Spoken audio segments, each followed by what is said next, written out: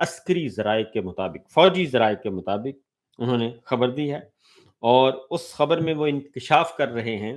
کہ جناب جب حملے ہو رہے تھے، بھارت نے حملے کیے، اور اس کے بعد بھارت نے بیسیوں قسم کے سینکڑوں ڈرون چھوڑ دیے، میزائل حملے شروع کر دیے، تو اس وقت اس سے پہلے یہ معاملہ تھا، تو پھر انہوں نے کہا کہ یہ ایسا ہوا کہ چونکہ اڈیالہ میں موسٹ وانٹڈ اور کچھ پرسکرائب جو کالعدم تنظیمیں ہیں، ان کے لوگ بھی اڈیالہ جیل میں قید ہیں، اور عمران خان صاحب بھی ادھر ہیں۔ اس بات کا خدشہ ظاہر کیا گیا، اس بات کا خدشہ ظاہر کیا گیا کہ جناب معاملہ گڑبڑ ہو سکتا ہے، اس لیے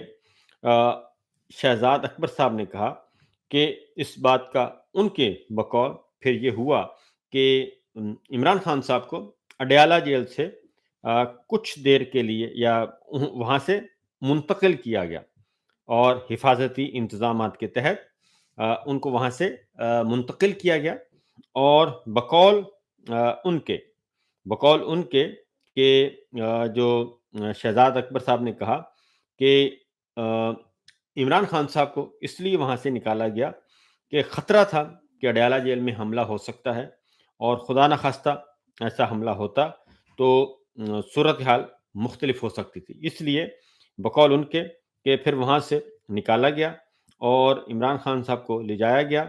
اور وہاں پہ لے جا کے پھر